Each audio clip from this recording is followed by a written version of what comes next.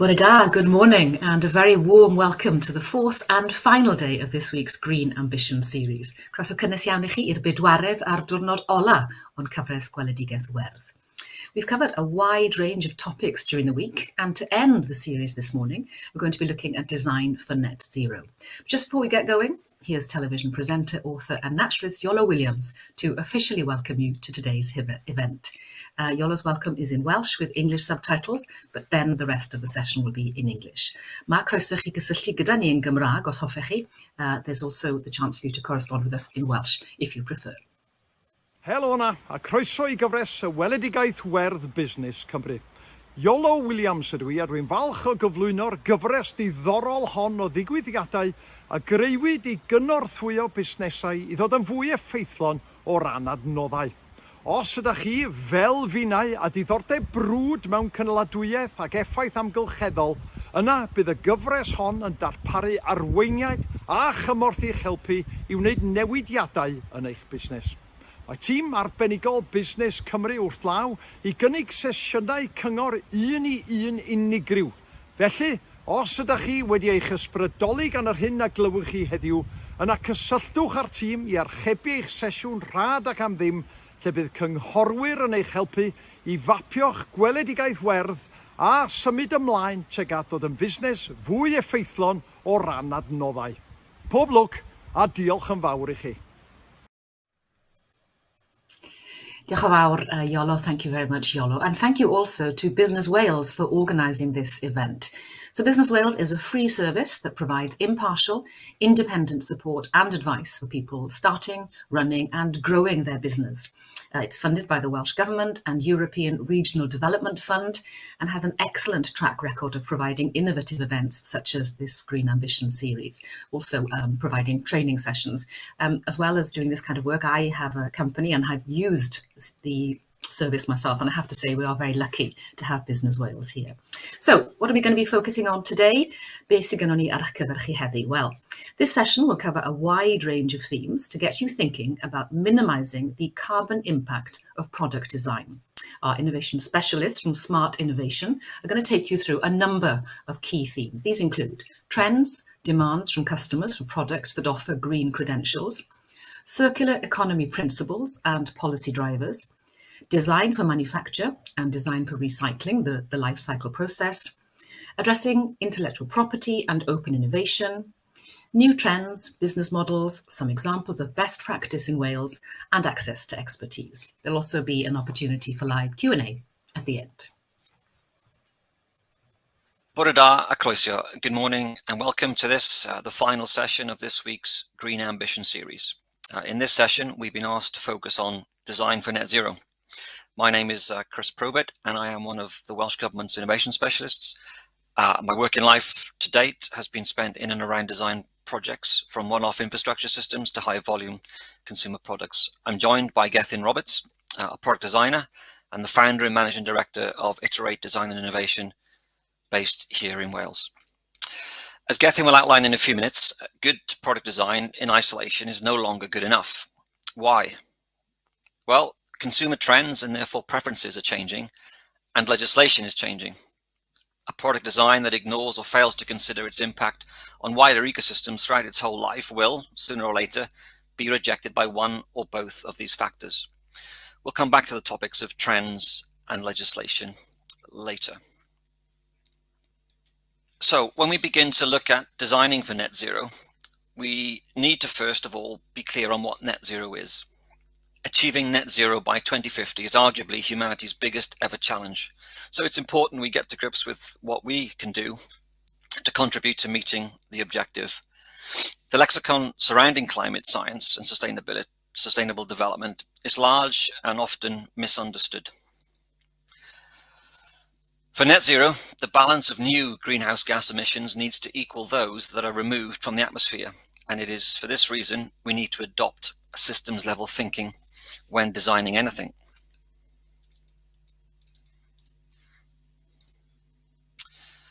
Decisions taken in the design stage typically determine 80% of a product's environmental impact. Patagonia, the outdoor clothing manufacturer, state a figure of 90%. So whatever number you take, it's hugely significant.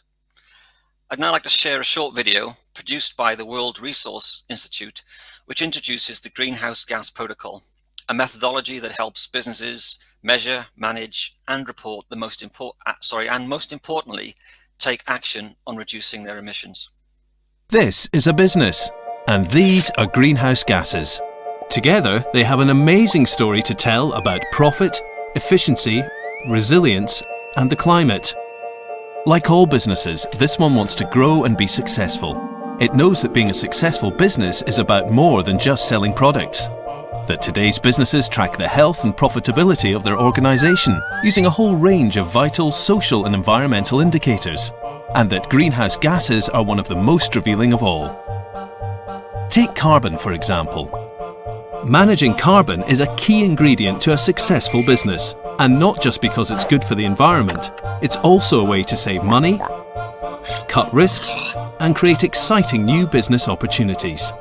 That's why the World Resources Institute and World Business Council for Sustainable Development created the Greenhouse Gas Protocol. We work with businesses to develop standards and tools that help companies measure, manage, report, and reduce their carbon emissions. Over the last decade, we've helped thousands of businesses account for the greenhouse gases impact of their own operations and be more profitable as a result. It's made a big difference, but there's more to do. You see, every organisation has an impact that goes far beyond its factory gates or office reception. Take a company that makes cars, for example. Its impacts reach right back to sourcing steel and aluminium, through manufacturing the cars, delivering them to showrooms, driving them, and even recycling them at the end of their lives. Everything the car company does, from buying, producing and selling its products, is called the value chain. With our new corporate value chain standard, companies can now see the full impact of their activities and figure out where they can make the biggest difference. For the car company, it comes down to answering questions like, what materials should we use? And how can we improve fuel efficiency? So now it can make informed decisions about how best to save money, design products, and cut risks in their business. But understanding the impacts in the life cycles of individual products gives businesses even more focus. Imagine the car company makes an SUV and also an electric car. Our product standard allows the company to work out how their impacts differ and how best to reduce emissions across the life cycle of each car, which means they can focus efforts on things like making the SUV more fuel efficient or working out the cleanest way to build and dispose of the battery for the electric car. Working together, our new standards give every business the ability to make decisions that increase competitive advantage, drive efficiency and innovation, and cut risks. If we apply them to thousands of businesses and millions of products all over the world, the positive impact on business and on the climate will be enormous. The Greenhouse Gas Protocol, the foundation for sustainable climate strategies.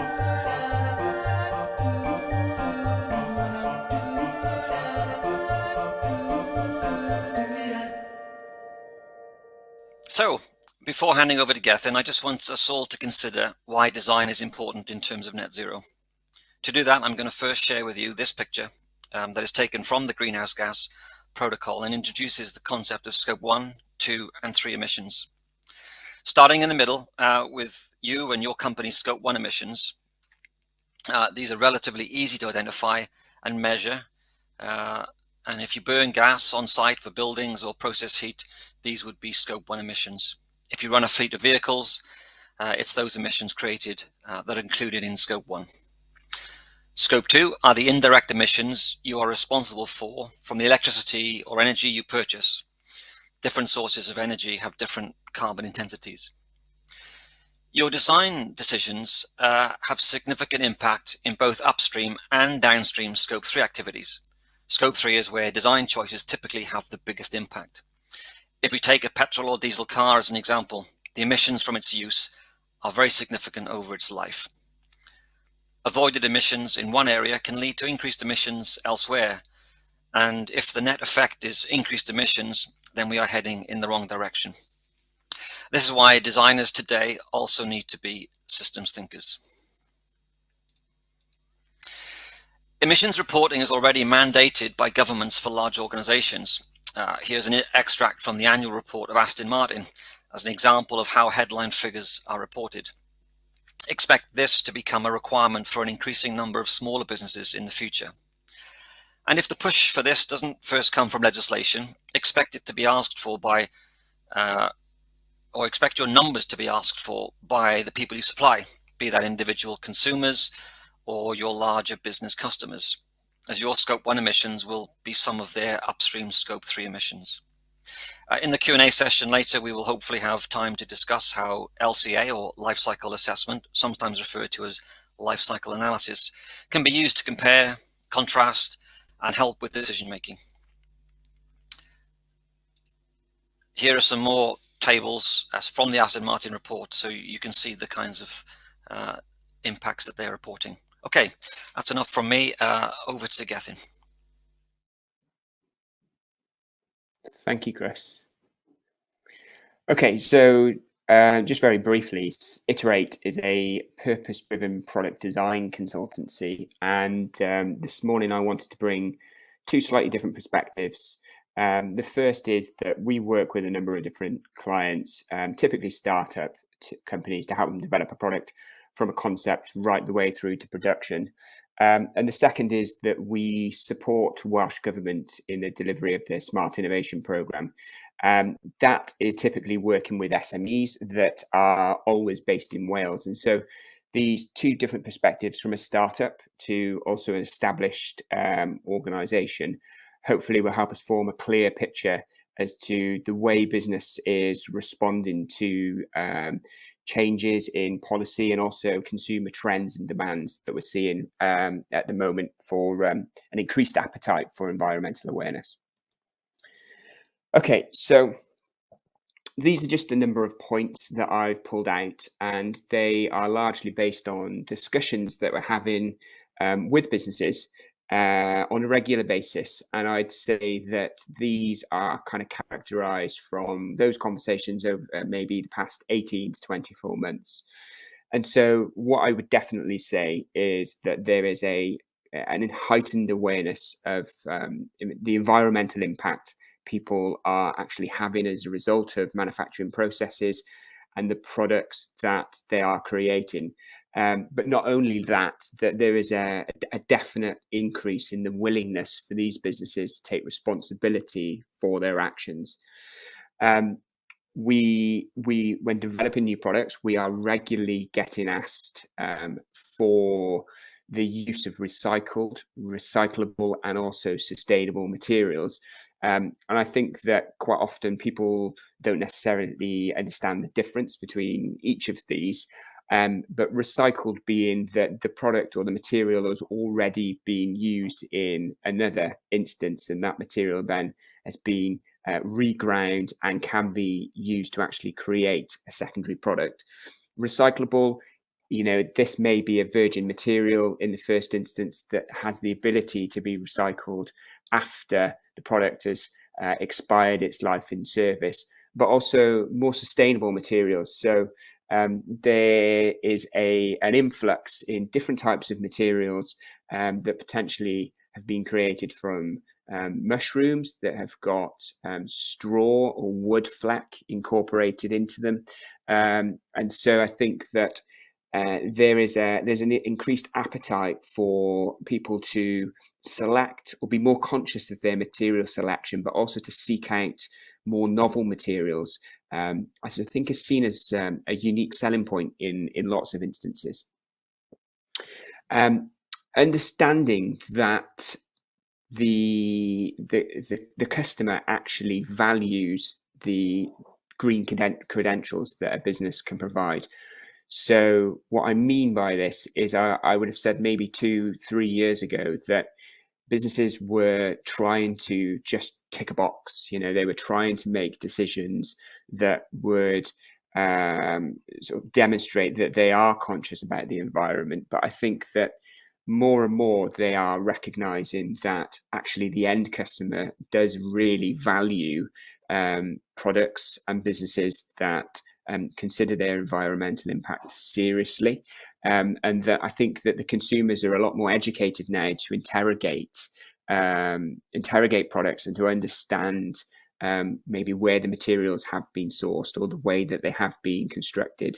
So I think that certainly businesses are trying to really implement a green product development much more seriously than they were previously. A greater appreciation for carbon footprint associated with the supply chain. So I think that so we've certainly definitely seen a huge shift in companies reshoring their activities from places like Asia and bringing production back to the UK. But I would certainly say that there is a much broader perspective now on supply chains. I think that in a lot of cases, people were always looking at the bottom line for the lowest unit cost potentially when manufacturing a product. But I would say that businesses that we're talking to more recently are taking this much broader view. And even though it may cost slightly more to manufacture a product in the UK, there is that benefit that it hasn't been shipped overseas and that potentially it has got a lower carbon footprint associated with the overall production of that product. Now, I know Chris will cover this slightly later on in the presentation, and he's got some really nice examples, but businesses are definitely taking more responsibility for what happens to their product at the end of its life in service. I'd certainly say that within the consumer electronics industry, specifically, that businesses are offering mechanisms for consumers to be able to return their product after its life in service, and even offering discounts for doing that on the next purchase of the product with them. And so I think that there is this willingness to be able to, again, take responsibility for the fact that once it has left the shop floor, then it's not just only the consumer's responsibility, that the manufacturer can actually provide services beyond that downstream so that the users can return their product. And there's lots of interesting business models based around this, as I say, that Chris will touch on later. And then just finally, there is, and I'd say that certainly within larger businesses, more than startup businesses, we are seeing that companies are creating formal strategies as to how they are going to become net zero within a 5 or 10 year period. And so that this is something that we haven't seen before. And I think that there is this temptation a lot of the time to be overwhelmed as to how you actually get to this point. And so lots of businesses, larger organizations now, are creating policies as part of their general business activity to ensure that they have got a step-by-step approach to move them towards this net zero direction. So these are the general trends that we're noticing in the industry at the moment, as I say, as a result of talking to smaller businesses and also larger organizations. Okay, so the circular economy principle, this isn't a new one. But I think for the purposes of this presentation, it's definitely worth defining. And I've taken this infographic from the European Parliament website, which I think summarizes it very nicely. So it is a model for production and consumption, which involves sharing, leasing, reusing, repairing, refurbishing, and recycling existing materials and products as long as possible. So in this way, the life cycle of the products is extended, which ultimately reduces the waste to an absolute minimum. So this model, as I say, it isn't new, but it does replace an older consumer behavior of take, make, consume, and throw.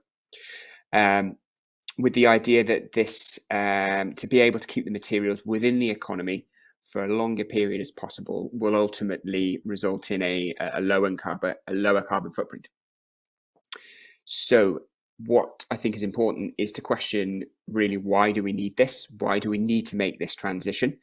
And I think the reality of it is the fact that the population is growing and growing rapidly. And as a result of that, there is an increased demand on raw materials. And as we know, some raw materials are very limited. So by also actually extracting more raw materials from the earth and remanufacturing and manufacturing these into products, then that actually creates an environmental impact. So if we can utilize the raw materials that we do extract for a longer period as possible, then we will ultimately reduce our carbon footprint. And as I said, this diagram was taken from the European Parliament website, and they estimate that actually the production of raw materials accounts for around about 45% of carbon emissions. So if we can reduce that significantly, then it will have a direct effect on the carbon emissions that we produce as a society. Okay, so what I will do now is to just touch on 4 examples as to how we've created more sustainable product solutions.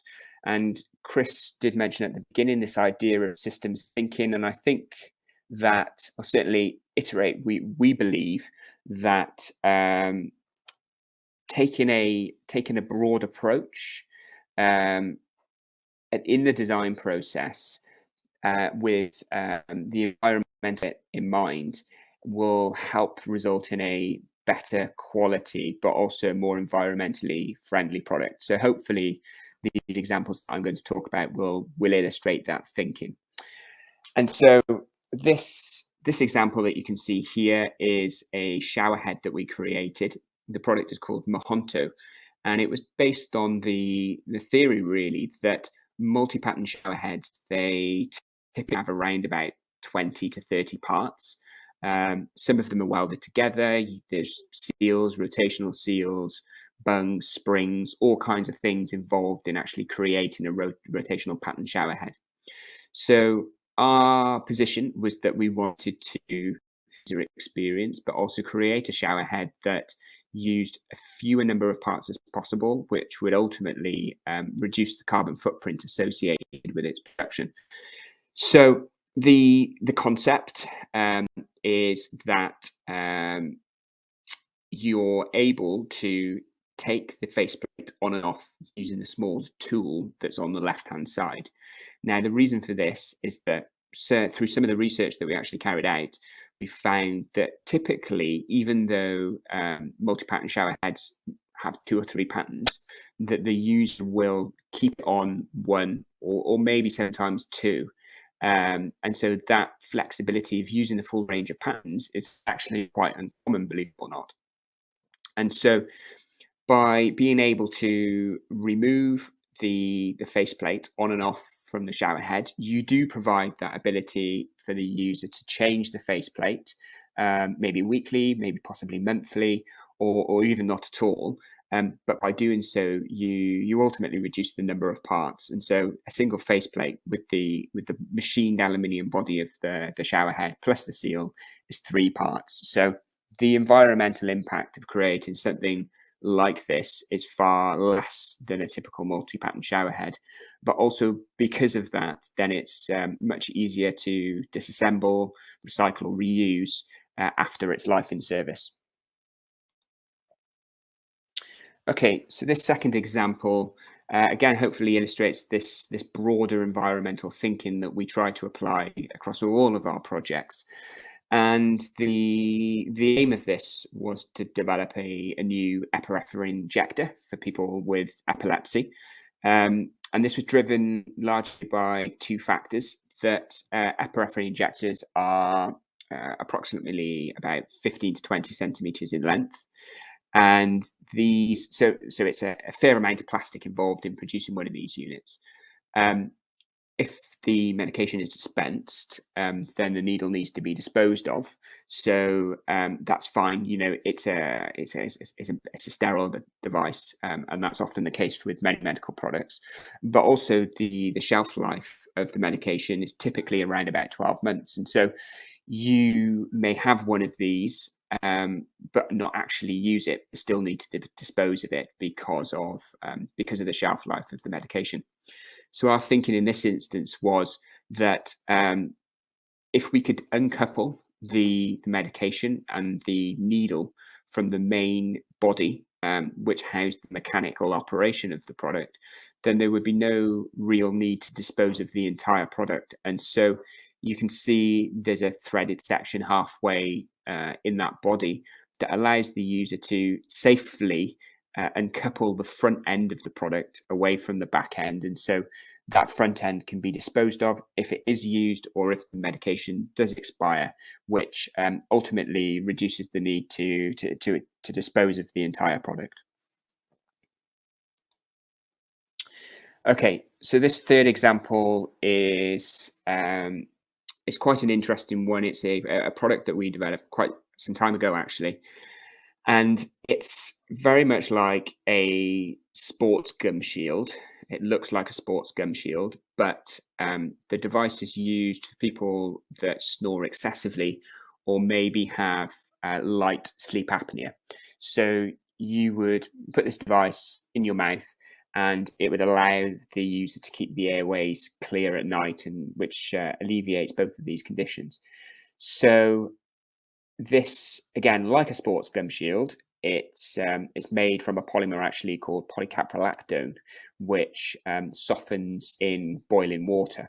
And so the user would be supplied originally with a pair of tongs that would allow them to grip the gum shield, dunk it into the water, and then bite on it, mold it to the shape of their mouth, and then dispose of the tongs because it was a single-use set of tongs.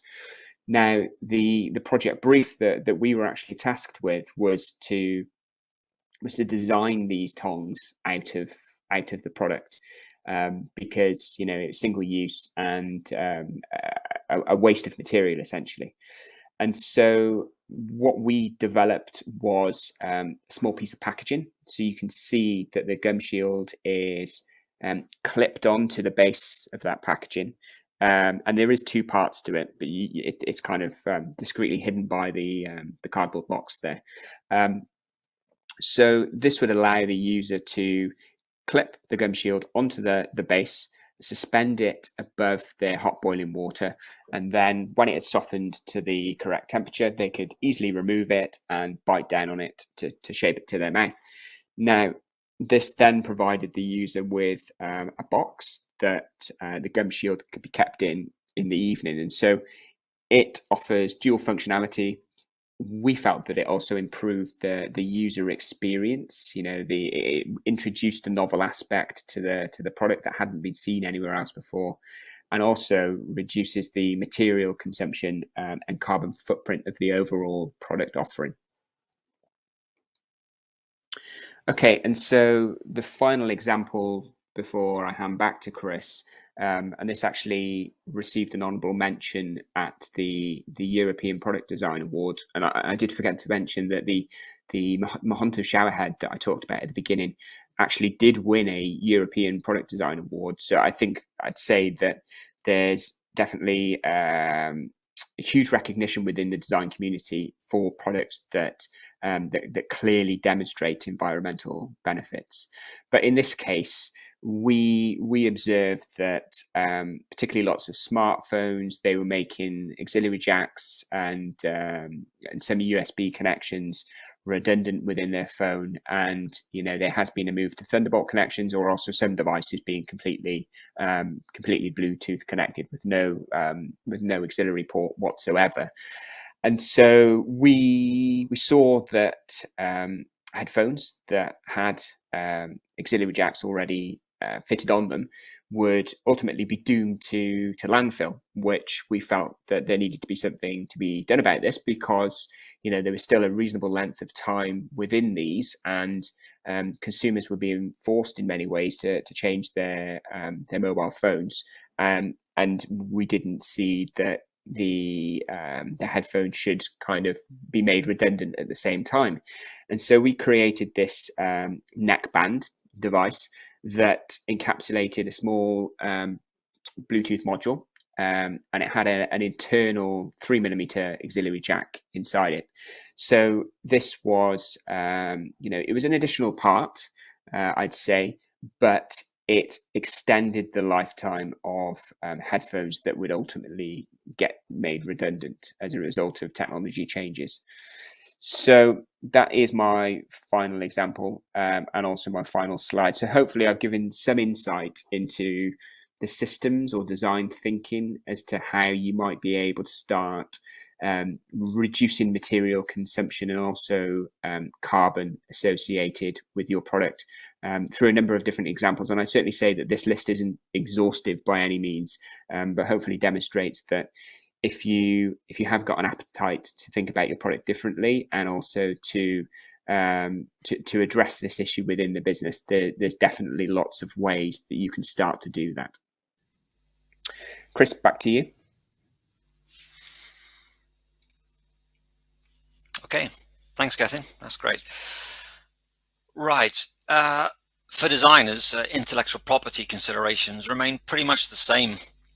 The net zero imperative doesn't really change the fundamentals. So anything created from adopting a wider systems level thinking will use the same registration processes for patents, registered designs, and trademarks. Open innovation is an approach that fits nicely into the context and framework of the Scope 1, 2, and 3 emissions model, with companies increasingly having to collaborate across the total value chain, to ensure success. We'll come back to this, I think, in the Q&A session once we get to know you a bit better.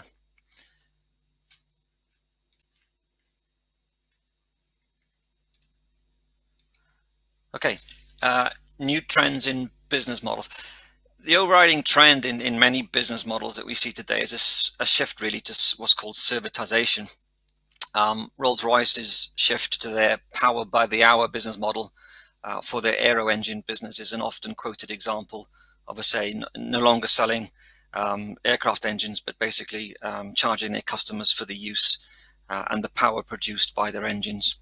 So the more those engines are in use, the more revenue flows to Rolls-Royce. And again, we can explore some of these and other examples of servitization when we understand a bit more about our audience today.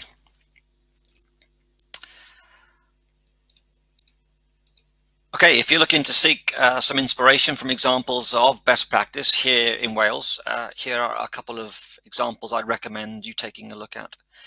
The first one is Orange Box, based in South Wales, and their approach to what's known as cradle-to-cradle product design. You can check out their website, and there's a story behind this particular chair, the ARA task chair.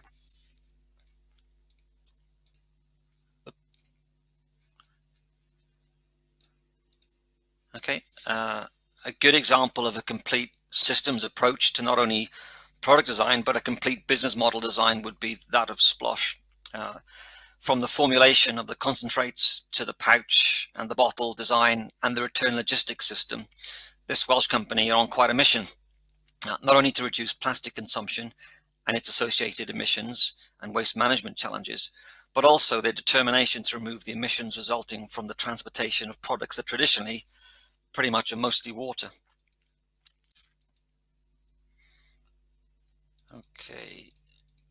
Okay, this is the last slide for me before we move into the Q&A. Help is at hand. In Wales, you can call me and or any one of my colleagues that work within Smart Innovation. You could also seek out people and companies like Gethin and his business, professional designers that understand what it takes these days to create successful low-impact designs. We have some world-class expertise in circular economy working in a number of our universities, and here on the screen are just a couple of examples. And there are also some specific support programs out there. One directly related to today's topic would be Circular Revolution, with free support to eligible businesses here in Wales. Right, I think from a slide perspective, we're done. And I would like now to move to the Q&A session. Thanks very much for listening. Thank you very much, Chris and Gethin. Diolch yn fawr iawn am y cyflwyniad. Thank you very much. So it's really interesting to see all those lovely projects, new products coming on the market, lovely innovative ideas. Okay, so we've had some questions coming in during the presentation, but please do feel free to post some more if you'd like. Mae eisiau mwy o gwestiynau ni, so please os ydych chi'n rhoi'r cwestiynau yn yr cyfleuster cwestiwn ag ateb, bydd hwnna'n great. Okay, this is a very important question, I think. So how much does your support cost? Okay, can you hear me first? Because I didn't. Was the audio okay at the very beginning? Okay. Support cost. Well, there is no charge for the time that I or my colleagues spend with the initial discussion. You know, the phone call that you make to either me or somebody doing my job in another part of Wales is not chargeable. You need to be based in Wales. You need to have a business in Wales. And we do have eligibility criteria to take things further, but that initial discussion, which may result in us passing you on to other colleagues within the Business Wales support service, depending on your needs. So, you know, my view is I'm always happy to have that initial discussion to try and understand what your needs are. And if they are innovation related, be that design, manufacture, or intellectual property, then we'll take it from there. And so the initial consultation is free, but are there costs then at the further stage, or it depends on what you're looking for? Well, yeah, I mean, the journey without cost can go an incredibly long way. And in fact, you know, Gethin does deliver one of our support packages, which again is fully funded if we agree that it's going to add value. Obviously, it's taxpayers' money that we're investing in your business by providing our time and our expertise as either a group of, you know, government employees or people working within our support service. You know, many people may well have heard of Smart Cymru, which has been our core R&D and innovation funding fund here in Wales. And again, assistance to prepare you to apply for that also comes free, but it's normally preceded by quite a detailed process of us getting to understand you, your business, your products, your services, and we do. If you are going to go for funded support, we will, you know, we will have to do what we call our innovation diagnostic. Is to sit down with you to truly understand the needs before we take a proposal forward. But those investments that we have made in the past, you know, they can add up to actually several £100,000 for really promising projects. So our support as a team is always on a no-cost basis, but there has to be justification for us to invest that time. So you have to have a robust business and product design plan in the design context. It must kind of fit with our broader policy direction around net zero. Clearly, we want to get behind companies and designers that have got product and service ideas that really will contribute to that net zero challenge. So increasingly, that'll become an even more important criteria of the project that we want to get involved in. Excellent. Okay, so that's good. So this is another question, are there any restrictions on who can call you for your help? So you say that you have to be living in Wales. Any other restrictions? Well, I mean, my phone number, my email is on the website. So I guess technically anyone can email me and literally anyone can phone me up because my details are there for everyone to see. So that initial chat will be free. Our support really is for companies, not individuals. Our support is for companies that are predominantly already revenue generating. However, pretty much for every rule, there's always an exception. So, you know, we've had a number of exceptional business cases, business plans, ideas brought to us, very credible, very well researched. And in some cases, people that haven't even arrived in Wales yet, but have demonstrated a very clear commitment and a reason why they want to build their business in Wales. So whilst when you read our web pages about eligibility, it'll say minimum of 10 people in the business based in Wales, revenue generating. Like I say, for every rule, there's always at least one exception. And you know, my approach is I'm willing to listen to that, and if it is an exceptional project with clear benefits to Wales and obviously the business, then we'll see how far it goes. Brilliant. Another question that's come in is, can you give some examples of the support for design-focused projects that you've delivered for companies in Wales? Okay, maybe Gethin, you could take this one, because as I say, one of the things that we do very often early on in our sort of relationship is that we can commission a piece of work that a company like Gethin's and Gethin and his team can actually come in and spend sort of 3 days of their time with professional design input.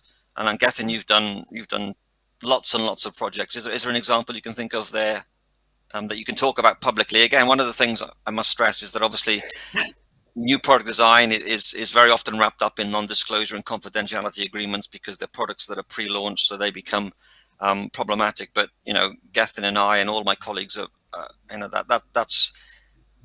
that's our de facto way of working. It's always confidential unless there's clear reasons to talk about it publicly. So, Gethin, can you think of an example which you are able to talk about?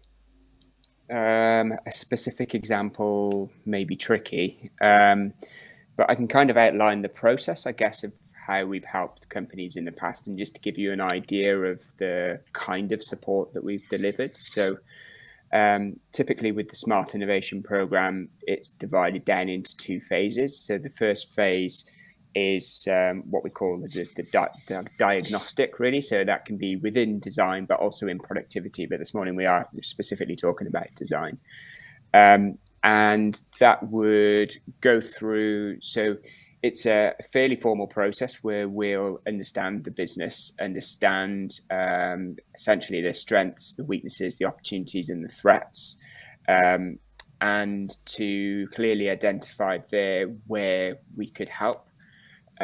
So that typically takes this 3-day period, and often that it involves a visit to the company, and then that's typically supported with some background research, then to be able to make some recommendations as to where we think we could support, and then providing that piece of work highlights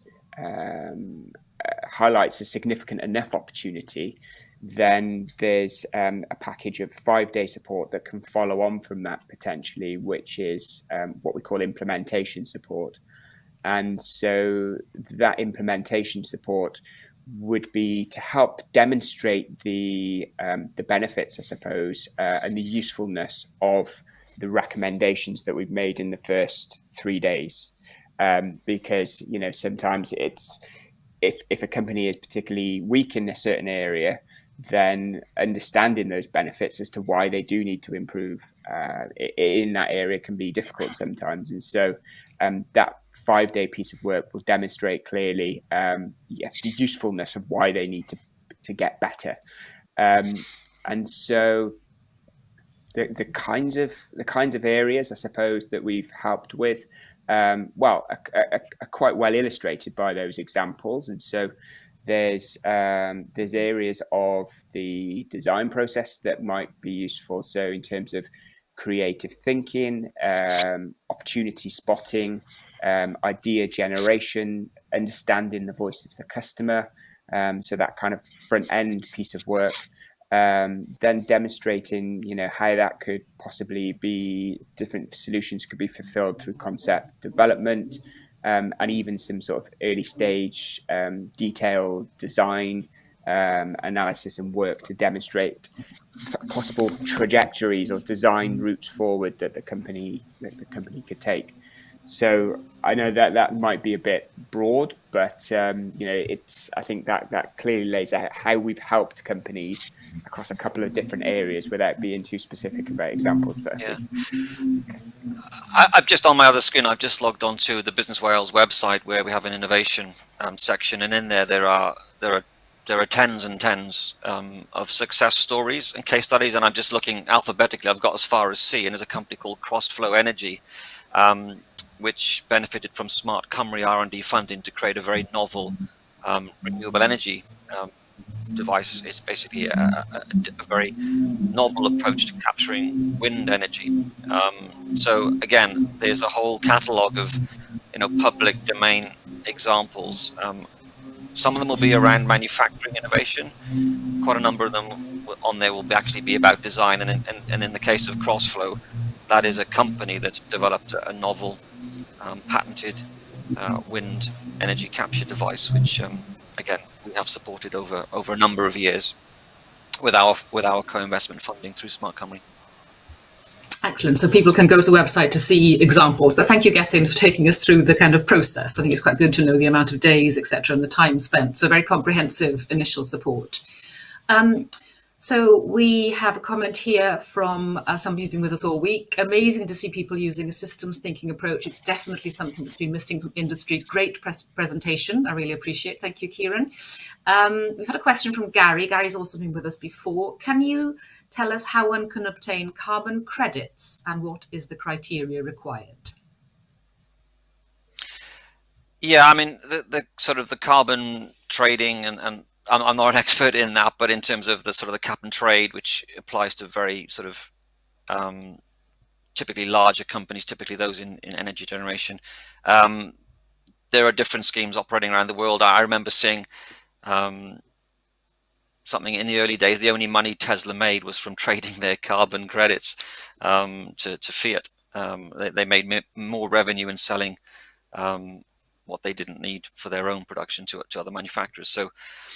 So yeah, in the UK, depending on your industry and your size, I think that dictates what your carbon sort of commitments are. I'd have to, again, that's a classic example of, within Business Wales, we do have sustainability advisors who are probably better versed in the carbon credit and carbon trading stuff. So again, a great example of how I would very quickly know to ring my colleague Gareth and ask him to pick that one up. Gethin, unless you know something about carbon trading? No, that is a new one to me, actually. Yeah.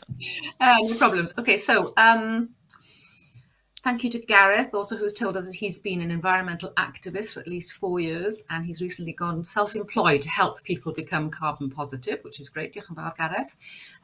Can you help with intellectual property matters? I know you touched on it in your presentation, Chris.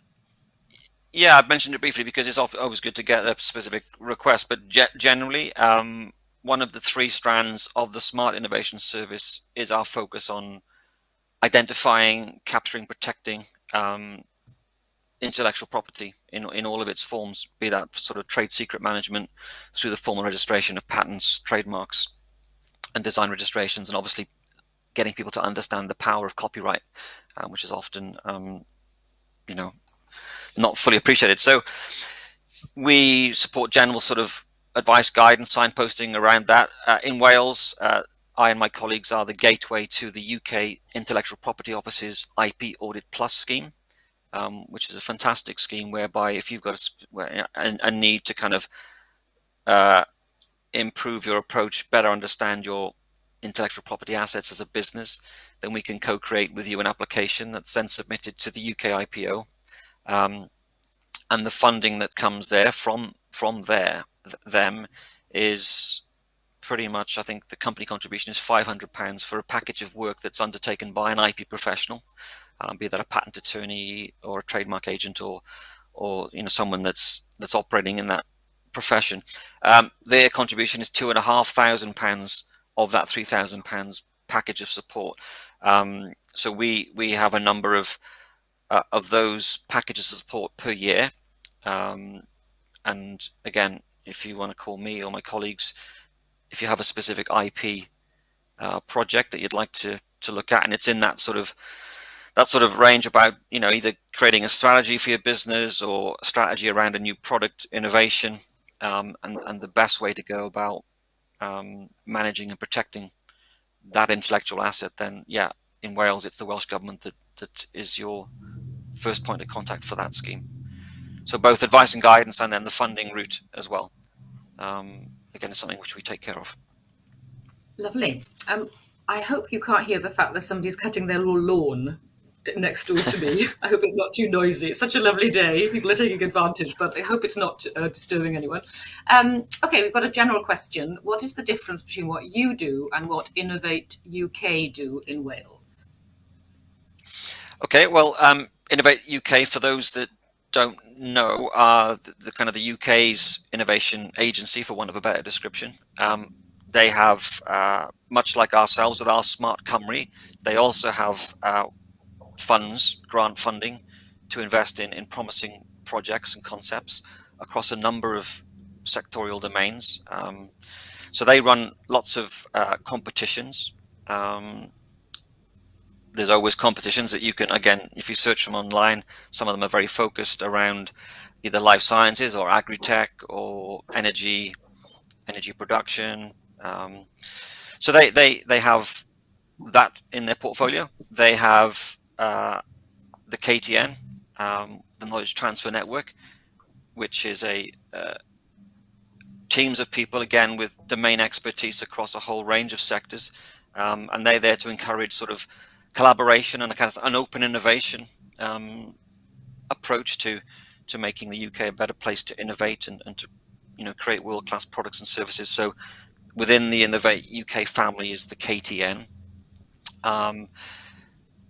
They also support the KTP process, again, the Knowledge Transfer Partnerships. I think it's been running for over 40 years now in the UK. And in Wales, we co-deliver that with Innovate UK. So there's a lot of cooperation between us and Innovate UK.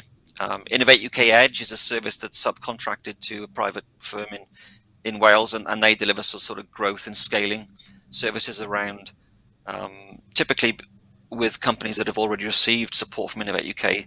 They will wrap additional service and support around those companies as well. And we work with the guys at Innovate UK Edge Wales on a number of things. So there's quite a bit of overlap. Our funding, Smart Cymru, tends to be what we call an open call, not themed. A lot of the Innovate UK money is very specific to a specific societal challenge, typically. So if you have a project, and very often people come to me and say, Chris, I'd like to work with you to go for some Smart Cymru grant support. But if their project is actually a very good fit for an Innovate UK submission, then perhaps that's a better option. So, we'll provide advice and guidance around which funding for your design and innovation, which may be most appropriate. And sometimes that, even today, is still European funding. We are signed up at the moment to the Horizon Europe scope, which is about 100 billion euros of funding for research, development and innovation across Europe over the next 7 or so years. So the UK is still part of that. So sometimes the discussion that I have will not automatically end up in a Welsh government solution. It may well be helping you get help to go for a national or even an international funding opportunity. But it's worth companies contacting you first to see, right, okay, yeah, this is what we're thinking. Yeah. And then you can say, well, actually, this is more suitable for UK innovation, or stay with us or whatever, yeah? Yeah, we've got people in our team. I mean, my focus has been on delivering smart innovation, which is the Welsh Government's innovation support service. But there are people within Welsh Government that are very much focused on making sure Wales wins as many of those national and international funding opportunities that are out there. So we like to compete for other people's money, because that's really good for Wales. So yes, so basically Business Wales is able to support with a wide range of business resource efficiency needs. So the efficiency experts are there to guide businesses through their journey. So yeah, please do get in touch with Business Wales for any kind of queries, really. I don't think we've got any more questions coming in. If anybody would like to post a question before we leave. Anything else you'd like to share, Chris and Gethin, while we're just waiting to see if we can get more questions? Can I just say to people that if they've missed a session, they can always go into Event Box to and click on the session you want to see again. They're going to be there. The sessions are going to be there for about a couple of months. So if you've missed any session this week, or even maybe this morning, if you missed the beginning, you can catch up with all of the sessions that we've had during the week. Yeah, I think there's just one thing I would like to say, and it would have been in my presentation. There's some fantastic resources out there now available to you. I mean, the Ellen MacArthur Foundation, if you're interested, is in beginning to understand the circular economy and what that means to you and your design efforts. Then within the sort of Ellen MacArthur's work, together with sort of IDEO, there is a website called circulardesignguide.com.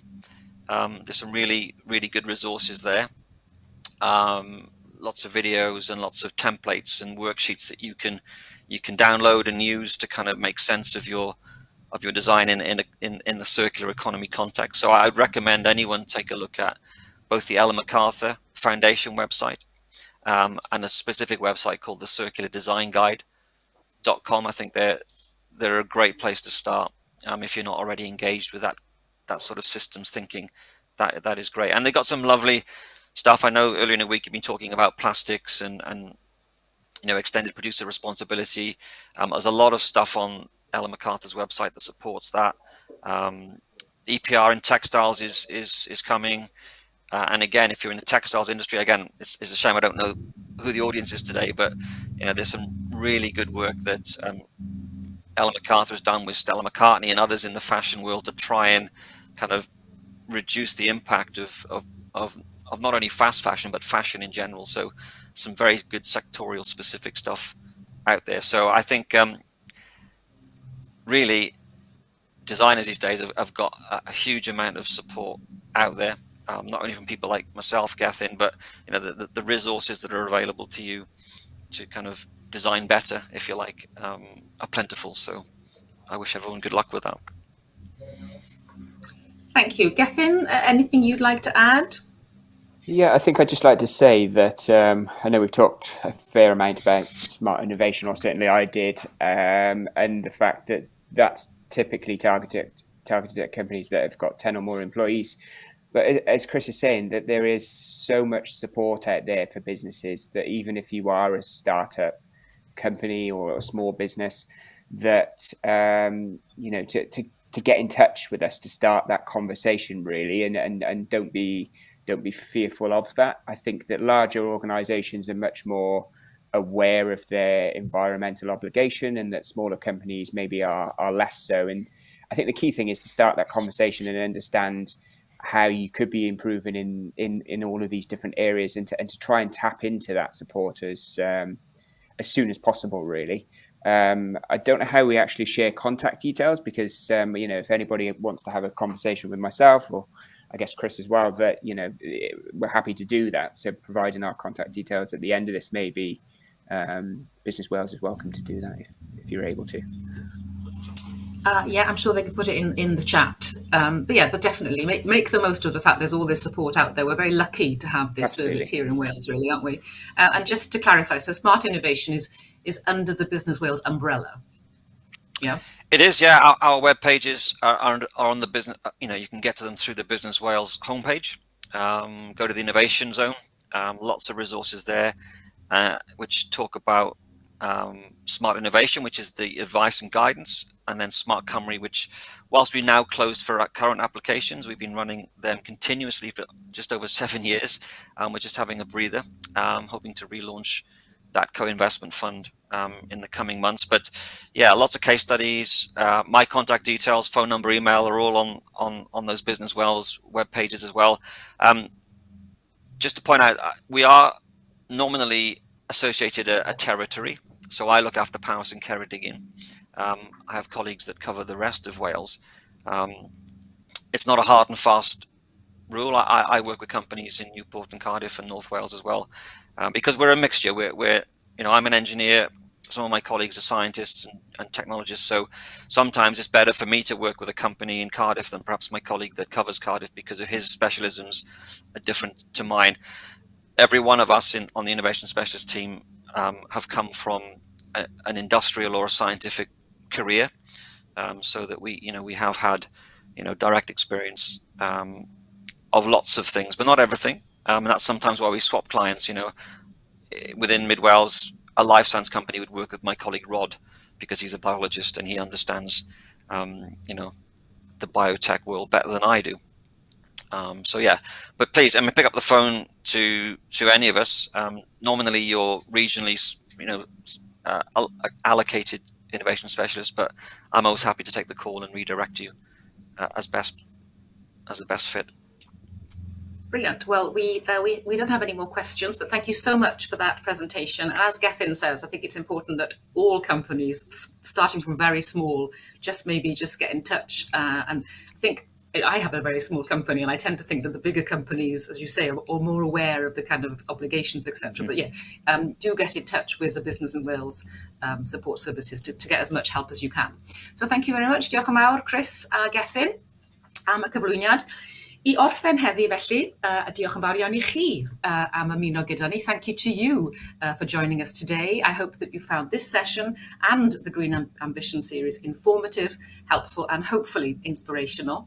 I've really enjoyed hearing about all the different aspects of the series, and it's really good to see that there are so many exciting projects on the go and to come here in Wales. If you do need more information, we've said this quite a few times, but just in case, if you need any more information, any support, please contact businesswales.gov.wales/green ambition. Remember, you can go back and catch up on all of these sessions by going into Event Box and clicking on the box. Cofiwch, mae cyfle I chi ddalu fyny gyda sesiynau gyd, mi fydden nhw fyna am ryw 2 fis. The video sessions will be available for another couple of months. But there we are. Thank you so much for joining us. Diolch yn fawr iawn I chi. Enjoy the rest of the week.